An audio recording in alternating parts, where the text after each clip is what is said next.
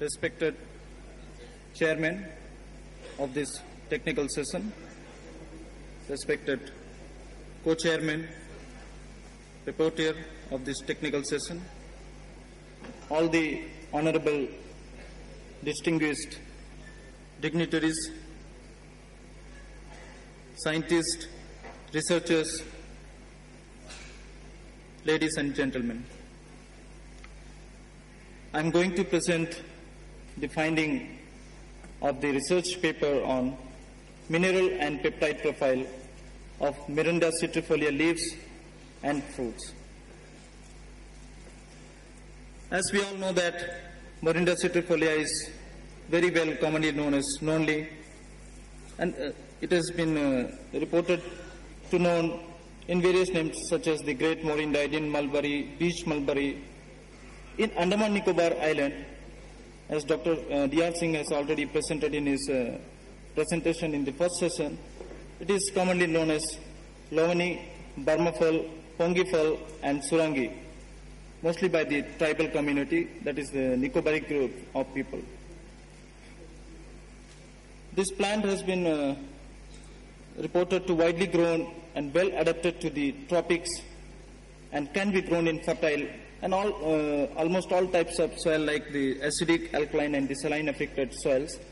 This is the picture showing the Mirinda citrifolia plants growing in the saline affected soil. So it can tolerate high saline resistant and can be grown in brackish water stagnation. So there is a great scope of this plant to propagate or they cultivate in the tsunami affected area. Almost 4,000 hectares has been submerged in Andaman Nicobar Island after the devastation of the major tsunami and the earthquake which occurred during the 2004. So there is a great scope of this plant to cultivate mainly the saline affected or the tsunami affected area.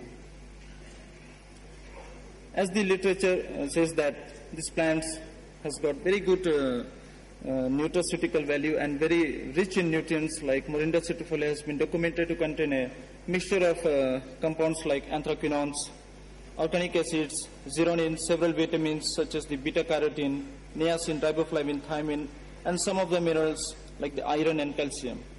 And the potassium of this fruit has been found to contain in a very good amount. It is very rich in potassium content, and it is similar to that of the tomato juice and the orange juice.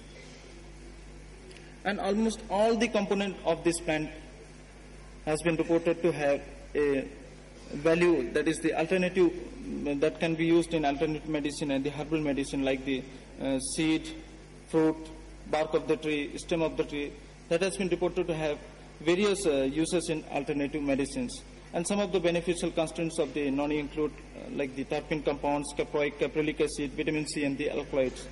However, the most important component which has been identified so far is the known as the compound prozeronin, which is the precursor to the zeronin compound.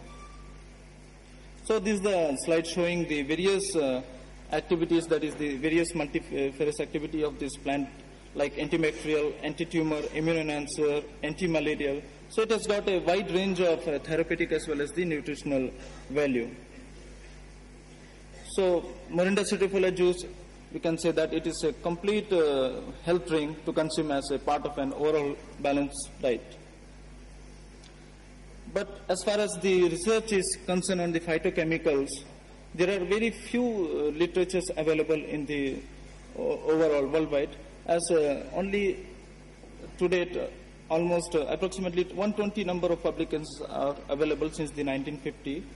Nearly all noni research is at its preliminary stage, still in its laboratory stage as in vitro or it's in basic animal experiments. So there is a large scope of research which can be conducted on various aspects of the Mirinda citrifolia plants.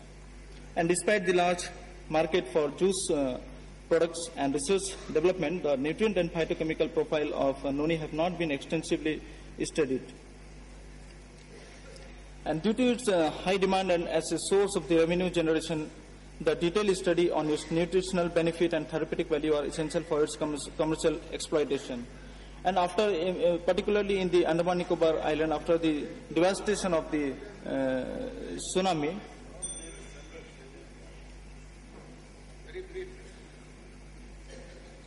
So, considering the all aspect of the nutraceutical value and the therapeutic value of this plant, we designed the experiment.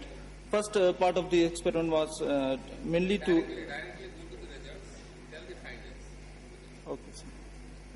The study was conducted to study the physiochemical property of the fruit as well as leaf, mineral profile of the fruit as well as leaf, and the peptide profile of the fruit and leaf. And different methods were adapted to study the physiochemical method. This is the table showing the physiochemical property of the fruit, as we have collected different accessions from the different survey area. And in this slide we can see the variation of the fruit weight right from the 70 gram to the 163 gram, which we got in accession SD6. As for, similarly, the ascorbic acid content of the fruit